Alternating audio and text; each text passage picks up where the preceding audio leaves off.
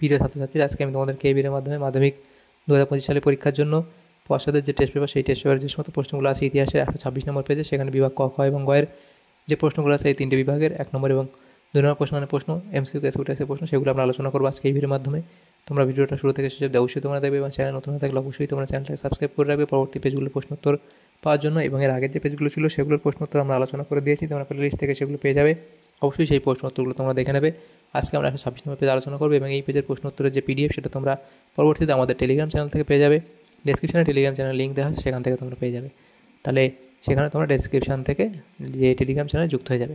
তো প্রথম যে প্রশ্ন আছে বিভাগ কয়ের মধ্যে ইতিহাসের 137 নম্বর 126 নম্বর পেজে, সঠিক উত্তরটি বেছে নিয়ে লেখো। প্রথম প্রশ্ন, উপেন্দ্রনাথ ব্রহ্মচারী যুক্ত ছিলেন যুক্ত ছিলেন কোথায়? এটা হবে বিজ্ঞান, প্রযুক্তি ও চিকিৎসাবিদ্যার ইতিহাসে। নেক্সট প্রশ্ন ছিল, বঙ্গদর্শন সাময়িক পত্রিকাটি ছিল একটি মাসিক পত্রিকা। নেক্সট প্রশ্ন, নীলদর্পণ নাটকটি ছাপা হয়েছিল, সেটা কোথায়? ঢাকায়। এরপরে আছে, কলকাতা বিশ্ববিদ্যালয়ে প্রথম পরীক্ষা অনুষ্ঠিত হয়, সেটা হবে কোথায়? কলকাতা বিশ্ববিদ্যালয়ে প্রথম পরীক্ষা অনুষ্ঠিত হয়, সেটা হবে 1858 খ্রিস্টাব্দে। ভারতের প্রথম ঐতিহাসিক গ্রন্থটি হলো রাজতরঙ্গিনী কার লেখা? কলহনের লেখা। এরপরে দেখো প্রশ্ন, রংপুরের কৃষকরা যার বিরুদ্ধে বিদ্রোহ করেছিল সেটি হলো কি? দেবী সিংহ। এরপরে প্রশ্ন, পেশাদার ডাকাতদের বিদ্রোহ বলা হয়েছে যে বিদ্রোহকে, তা হলো সন্ন্যাসী ও ফকির বিদ্রোহ। এরপরে যে প্রশ্ন আছে দেখো সেখানে কি বলা হয়েছে, সেটা হচ্ছে 1 পেনাল্টি দাগের প্রশ্ন, ভারতে ইস্ট ইন্ডিয়া কোম্পানির অবসান ঘটে 1858 খ্রিস্টাব্দে। নেক্সট প্রশ্ন, ভারত সভার প্রথম অধিবেশন বসে কলকাতার অ্যালবার্ট হলে। 19 শতককে সভা সমিতির যুগ বলেছেন অনিল শীল। প্রথম সচিত্র বাংলা বই অন্নদামঙ্গল। এরপরে আছে, বেঙ্গল কেমিক্যালস প্রতিষ্ঠা করেন কে? প্রফুল্লচন্দ্র রায়। এরপরে আছে, একা আন্দোলনের নেতৃত্ব দিয়েছিলেন কে? মাদারি পাশি। এরপরের প্রশ্ন যেটা বলা হয়েছে, 3 কাঠিয়া প্রথা প্রচলিত ছিল, সেটা কোথায়? চম্পারণে। এরপরে আছে দেখো, বেটি কথার অর্থ হলো, এটা হবে কি? বেটি কথার অর্থ হলো কি? বেগার শ্রমদান। নেক্সট প্রশ্ন, তাম্রলিপ্ত জাতীয় সরকার গঠন করেন সতীশচন্দ্র সামন্ত। এরপরে আছে, সাম্প্রদায়িক বাঁটোয়ারার নীতি ঘোষণা করেন ম্যাকডোনাল্ড। এরপরে প্রশ্ন দেওয়া হয়েছে দেখো, চট্টগ্রাম অস্ত্রাগার লুণ্ঠনের নায়ক ছিলেন কে? সূর্য সেন, অপশন ক। এরপরে প্রশ্ন, দেশীয় রাজ্য ছিল না, এখানে হবে কি? অপশন ক, অর্থাৎ বোম্বে। এরপরে প্রশ্ন ছিল, ভারতের প্রথম সেনাপ্রধান সেটাকে?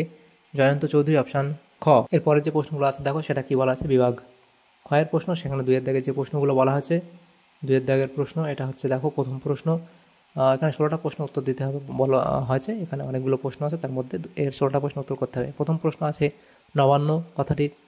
নবান্ন নাটকটির কার লেখা? সেটা হবে কি? নবান্ন নাটকটি কার লেখা? সেটা হবে কি? বিজন ভট্টাচার্য।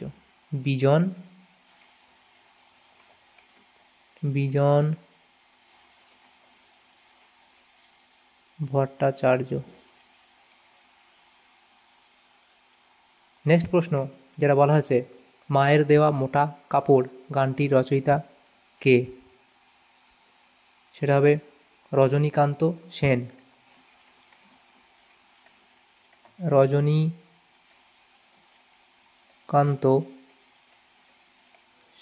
নেক্সট প্রশ্ন, বীরাষ্টমী ব্রত পালন অনুষ্ঠানের সূচনা কে করেন?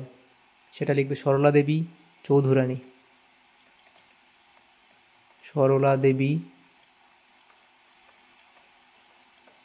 চৌধুরানী।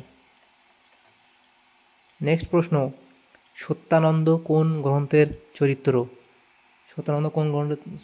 সেটা হবে আনন্দমঠ।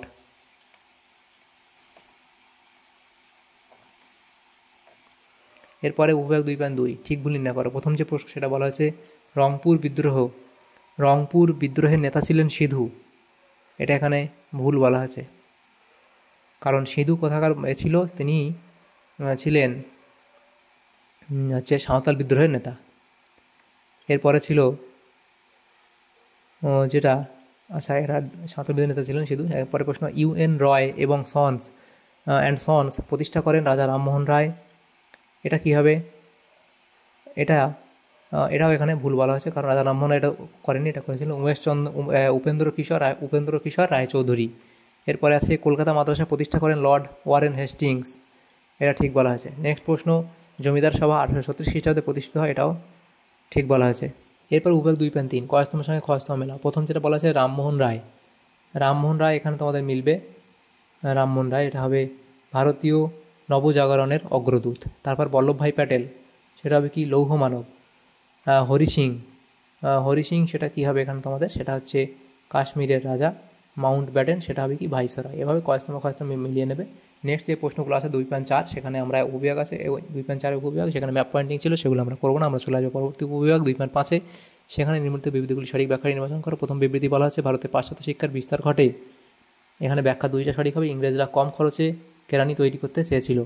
এরপরে প্রশ্ন যেটা দেওয়া বলা হয়েছে দেখো 2.5.2 সরকার 1905 খ্রিস্টাব্দে কার্লাইল সার্কুলার ঘোষণা করে, এখানে তোমাদের ব্যাখ্যা 2টা সঠিক হবে, সরকারের উদ্দেশ্য ছিল ছাত্র আন্দোলন দমন করা। নেক্সট প্রশ্ন ছিল বিবৃতি 2.5.3 ঊনবিংশ শতাব্দীতে মুদ্রিত পুস্তকের চাহিদা বৃদ্ধি পেয়েছিল কেন, সেটা ব্যাখ্যা 3 সঠিক হবে, এই সময় অনেক বিশ্ববিদ্যালয়, কলেজ ও স্কুল স্থাপিত হয়। নেক্সট প্রশ্ন 2.5.4 বিবৃতি বলা হয়েছে ভারতের ইতিহাসে স্বাধীনতা প্রাপ্তির পরবর্তী 5 বছর পুনর্বাসনের যুগ নামে পরিচিত হয়, এখানে কেন, এখানে তোমাদের ব্যাখ্যা একটা সঠিক উত্তর হবে যে প্রধানমন্ত্রী জওহরলাল নেহরু স্বাধীনতার পর প্রথম 5 বছরে উদ্বাস্তুদের ত্রাণ ও পুনর্বাসনের ওপর জোর দেন।